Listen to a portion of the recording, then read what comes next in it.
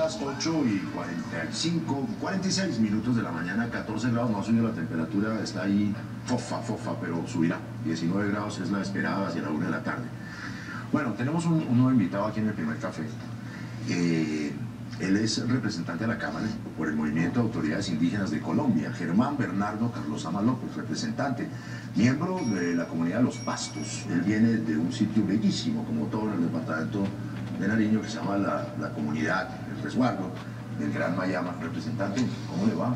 Muy buenos días, un saludo muy especial para todos los periodistas de Primer Café, en especial para usted, Antonio, y gracias. Una alegría inmensa desde los pueblos indígenas estar acompañándolos en esta mañana también. Hombre, a nosotros nos pasa una cosa aquí en el Primer Café, y es que hacemos con todo el corazón circular a todos los representantes de las comunidades indígenas y afros. Han venido prácticamente todos, ¿cierto? Falta usted. Muchísimas gracias. Usted se ha interesado desde el punto de vista de su condición de líder social, de líder político y de representante a la Cámara en el tema de la Jurisdicción Especial Indígena, sobre la cual hay una cantidad de legislación y definiciones. Y eso, desde el punto de vista coyuntural, esa legislación tiene mucho que ver con las defensas de los derechos de los indígenas, la defensa férrea de la identidad cultural. Y hay un tema que ha estado en el trasunto informativo y usted metido en él, que es el tema de sus hermanos en el otro extremo del país, ¿no? De la comunidad Wayú, en la Guajira, no sé, 2000 kilómetros de Los Pastos. ¿Por qué no nos ponen en escena ese par de cosas que le estoy mencionando? Los Wayús y toda la cuestión de la Jurisdicción Especial Indígena. ¿Cómo están viendo ustedes esto?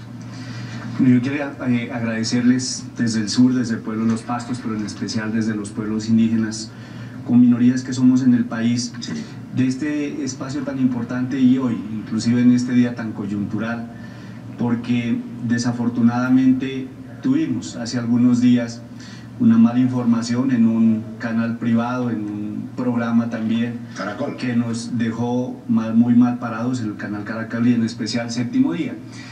Y hoy, cuando la muerte de nuestro compañero de lucha, Jaime Garzón, se conmemora, y escuchando al abogado, sí, precisamente nos damos cuenta lo irónico de este país, que todas las violencias tienen una correlación, y que es una violencia sistemática, por así decirlo, y que precisamente se ha pronunciado, o fue pronunciada en el gobierno del anterior presidente, el doctor Álvaro Uribe Vélez, cuando precisamente todo lo que le sonaba a movimientos sociales o lo que iba en contra de algunos ideales era, digámoslo así, reprochado o satanizado, por así decirlo, todas las protestas sociales. Entonces siempre hubo la tendencia a querer manifestar de que eran de izquierda, o el que manifestaba era guerrillero, y los pueblos indígenas desde ese tiempo y lo que se vivió en estos 3 días precisamente obedece a esa violencia sistemática. Yo quisiera poner en contexto, en el gobierno del doctor Álvaro Uribe Vélez, precisamente en el Cauca, él con el doctor Cosio fueron al norte del Cauca a promover una organización que se llama la OPIC, donde realmente tomaron indígenas que no compartían con nuestro proceso de lucha, y más bien eran personas que defendían otros intereses y otros ideales, y desde allí el movimiento indígena, los pueblos indígenas, desde ese gobierno fuimos, digamos, pronunciados o de alguna manera estigmatizados, y hoy precisamente en ese programa se volvió a reflejar ese hecho, donde precisamente entrevistan a 3 senadores uribistas, Paloma Valencia, el doctor Rangel, y una de las líderes que a veces había hablado en bien de alguna manera de las comunidades indígenas, Diana Perafa, precisamente en este sí se equivocó, porque trae unos contextos, muchísimas mentiras. En estos programas casi lo que se manifestó no está sucediendo en general en los pueblos indígenas. La Constitución del 91, como devolviendo algunos derechos que históricamente nos correspondía como pueblos originarios, nos dio la facultad de aplicar justicia en el marco del artículo 246 de una autonomía. Pero ese artículo manifiesta que los pueblos indígenas podrán ejercer justicia, pero sin desbordar la Constitución y la ley. Es decir, que tenemos que estar apegados a la ley. Y allí es la primera equivocación garrafal de este canal y principalmente de los dos presentadores que desconocen la norma y son irresponsables en decir algunas aseveraciones que allí se dieron. En los tres casos que se dio frente al tema de jurisdicción especial indígena, el primero, si bien hemos estado en contra de las violaciones y en contra de este hecho particular, que lo criticamos en su momento, sí, que la justicia indígena se quedó corta, pero sí hubo de alguna manera aplicación de justicia y a este individuo sí se le aplicó algunas sanciones que debieron ser más, estamos de acuerdo, pero no es lo general y no siempre pasa eso en todos los territorios indígenas. En otros casos se ha aplicado justicia, han habido condenas muy graves, una en Nariño, un ejemplo a un violador donde cometió este hecho, se lo condenó a 20 años de prisión, también al artículo 5 al cepo, y se lo envió a la cárcel, es decir, ha habido una coordinación entre la justicia ordinaria y la justicia indígena. Sí. En este caso del Cauca no sucedió así, pero en las demás acciones, en el mismo canal Caracol muestran de que la jurisdicción ordinaria sí entró a territorios indígenas y entonces se observa cómo la policía con la fiscalía captura, en el caso de La Guajira y en el otro aspecto, sí captura la fiscalía a los dos indígenas infractores. Entonces allí se mostraba que la justicia indígena no opera, que nosotros en nuestros territorios, esa era la intención última de Caracol. Pues esa era la intención de Teodoro específicamente, pero queremos decir que no ha sido así, que sí ha habido casos de aplicación de justicia en nuestros territorios y por tanto en nosotros, si bien aplicamos la justicia propia, pero también tenemos que respetar la Constitución y la ley de tal manera que se aplica. Y otro dato que Teodoro no lo saca, mientras que el sistema judicial, para el desarrollo del sistema judicial ordinario hay 3 billones de pesos, para el desarrollo de la jurisdicción ordinaria no hay un solo peso.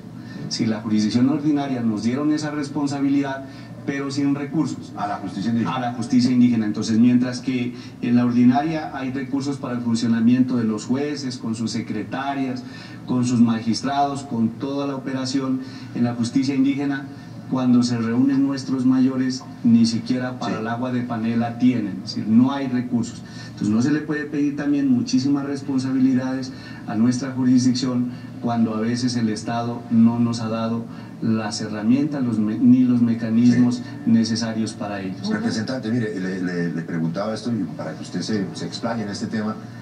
Ha sido preocupante nacional e internacionalmente, no solamente desde el punto de vista de la jurisdicción y de las temáticas de los derechos consustanciales y constitucionales de los indígenas, el tema de La Guajira. Aquí vino Bienestar Familiar a dar algunas explicaciones sobre la muerte de los niños, la sed, los índices de pobreza, la marginalidad infinita, la agresión cultural, la inestabilidad e insostenibilidad misma de la cultura en un contexto también ambiental. ¿Cuál es su observación general sobre la relación territorio de la península y guayús? De los que hemos estado de cerca compartiendo con nuestros hermanos guayús, realmente se nos han ido las lágrimas. Sí, las situaciones de pobreza que se miran allá no se dan en ninguna otra parte del país.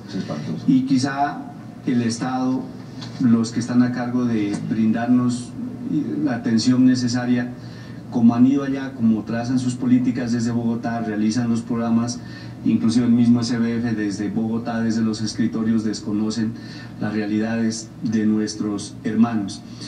Y yo considero que una de las soluciones es que el Estado nos garantice los derechos y que haya una política integral de solución hacia estos problemas.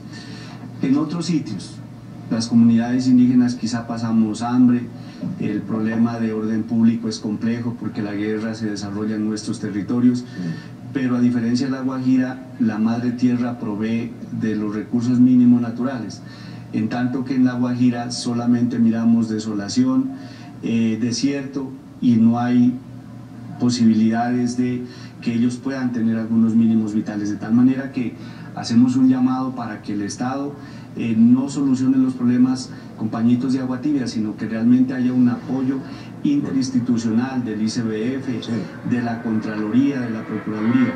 Y quisiéramos allí manifestar lo siguiente: yo creo que todos hemos tenido algunas dificultades y errores, pero se mostraba incluso en el canal Caracol de que las comunidades indígenas en La Guajira teníamos muchos recursos, 13.000 millones de pesos supuestamente al año, pero eso ya realmente comparado con las rancherías que hay, con la pobreza extrema que hay, no es suficiente y se queda una inversión mínima.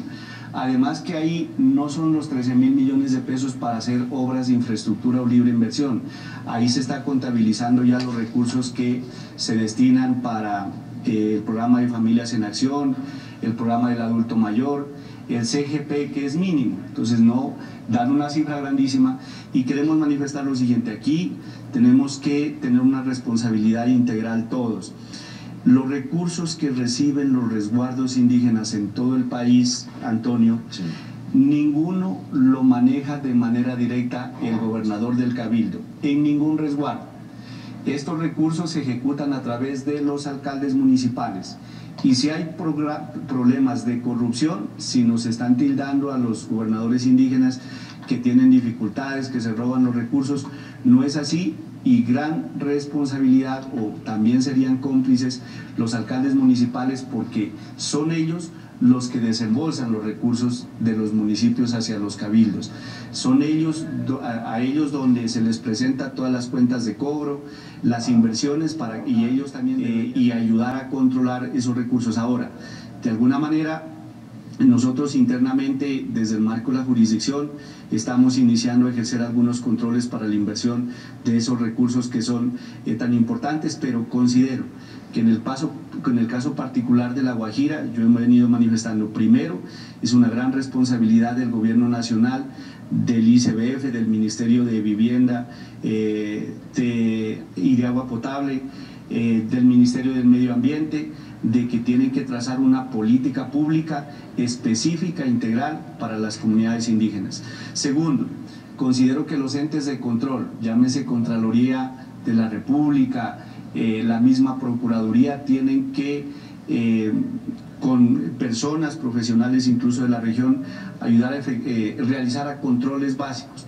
Los pueblos indígenas, los que administran recursos, ya somos sujetos disciplinables. Es decir, que si hay un mal manejo, ya nos puede investigar la Procuraduría, nos puede investigar la Fiscalía, pero sobre todo la Procuraduría nos puede inhabilitar o realizar un curso, digamos, una investigación disciplinaria, y la ley lo da. Otra cosa es que el Estado también no ha ejercido esos controles necesarios para tal fin.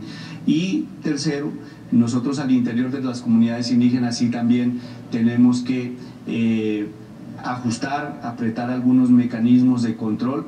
En Nariño, un ejemplo, allá se hacen audiencias públicas, y si el gobernador está manejando los recursos mal, se hace una asamblea y precisamente lo sancionan y lo sacan de su cargo.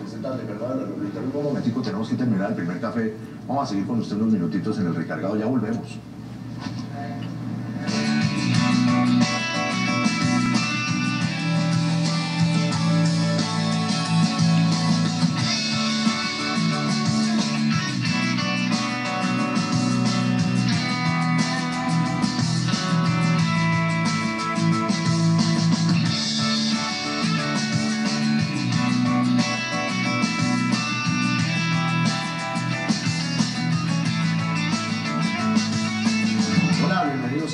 Café recargado, avanza la mañana, 16 grados centígrados, son las 9:01.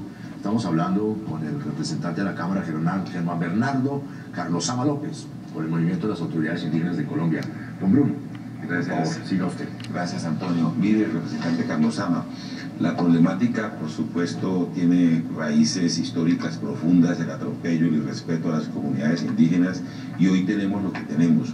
¿Se han escuchado algunas voces que proponen no solo una presencia de la comunidad indígena en la mesa de La Habana, sino también una constituyente indígena? Hemos escuchado por allí. ¿Qué piensa usted que pueda vincularse los sueños de la comunidad indígena, de la población indígena de Colombia, frente a la sociedad del posconflicto, al proceso mismo previo, el acuerdo de paz. Bruno, qué importante su pregunta.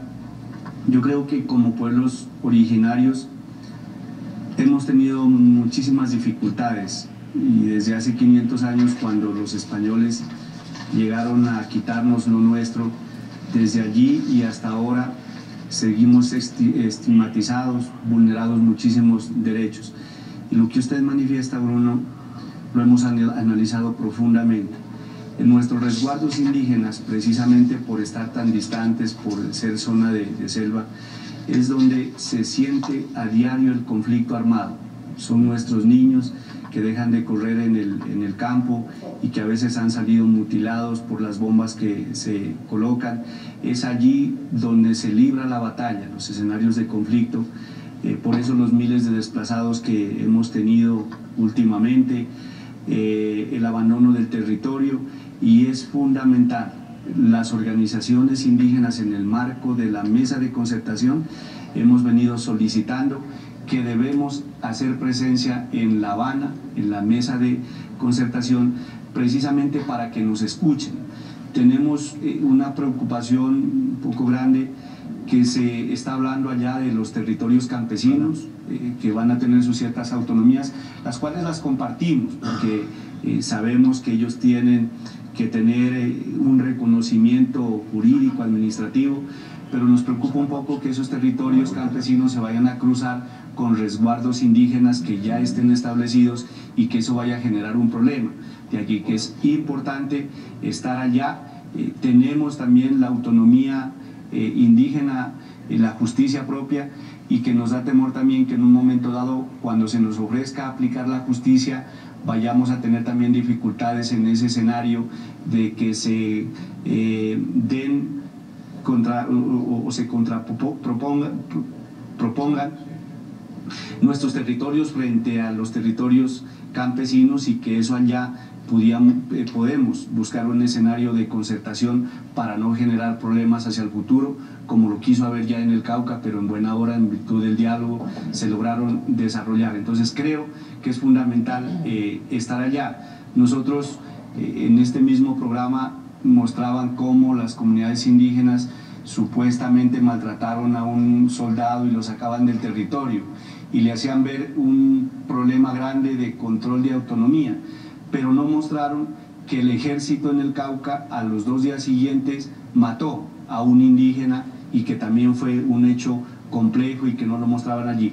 Entonces nosotros debemos aplicar justicia, y de allí que es muy bueno estar en la mesa de La Habana para que no vayan a haber problemas hacia el futuro y haya unas concertaciones en el marco del territorio y de administración de justicia importante.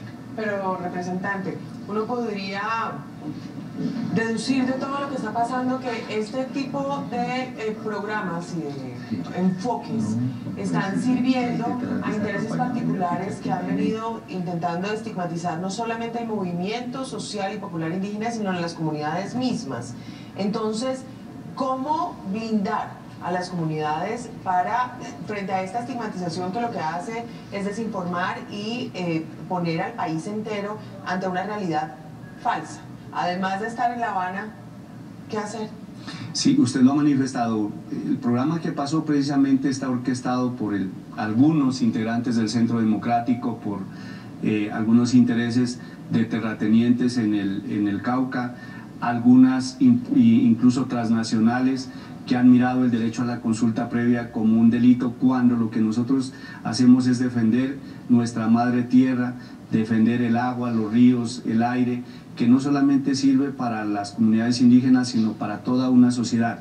De allí que es importante seguir avanzando en la defensa de los derechos a través de las normas y de las leyes. Yo creo que aquí se va a abrir los escenarios para una constituyente en el marco de la paz, y esperamos allí que se nos garanticen más derechos para nosotros como pueblos originarios, para las minorías, para defender nuestros derechos. Y creo que mediante esa vía de avanzar en recuperar algunas normas, de que queden plasmadas en la Constitución y en la ley derechos para nosotros, garantizaremos no solamente, insisto, el derecho de nosotros de proteger la madre tierra, sino que eso sirve para todos nosotros. Cuando se defiende un río, el agua no solamente es para las comunidades indígenas, es para toda una sociedad que nos servirá y para todos nuestros niños, y que eso tiene que entender el pueblo colombiano. La consulta previa inclusive no es un obstáculo para las grandes obras, que para un resguardo que tenga 4 carriles no es desarrollo, es desarrollo mantener nuestro territorio, y de allí que defenderemos nuestras normas y nuestras leyes en virtud de la autonomía, y ojalá podamos avanzar en el marco de una constituyente también. Brevemente, porque se nos acabó el tiempo. Hay un tema que es el tema fundamental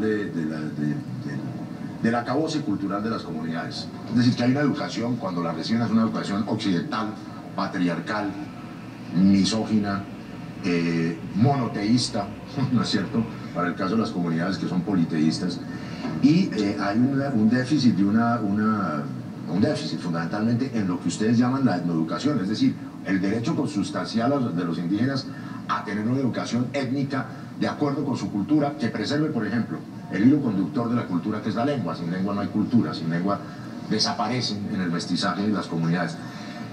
Veo un dato que ustedes nos enviaron: solamente el 2% de los indígenas asisten a una escuela de etnoeducación. Yo quiero hacer un llamado aquí, Antonio, a la ministra de Educación. Yo creo que la doctora Gina, si ven en algunas cosas viene avanzando, pero a los pueblos indígenas nos ha relegado mucho. Hoy la mesa de concertación para pueblos indígenas en materia de educación no ha avanzado. El gobierno no ha querido darle los instrumentos necesarios a la CONCEPI, a la mesa de concertación en educación de pueblos indígenas, para que desarrolle. Y allí estamos tocando 3 temas. El primero es el derecho a tener una educación propia, que los PEI se transformen, para que en los territorios indígenas no solamente se imparta la educación occidental, sino nuestra propia educación, nuestra propia lengua, nuestra propia cosmovisión y nuestra propia cultura. Segundo, le hemos venido diciendo que se dé un trato diferencial para nuestros maestros indígenas. No puede aplicársele un concurso que está diseñado para maestros normales en las ciudades, no puede aplicársele ese mismo concurso a nuestros maestros indígenas, porque son particularidades diferentes. Entonces creo que el llamado es al gobierno nacional para que respete nuestra educación propia, pero que además la ministra avance en la mesa de concertación indígena para desarrollar nuestra propia educación, que es tan fundamental. Sin duda. Bueno, representante Germán Bernardo Carlosama López, muchas gracias por haber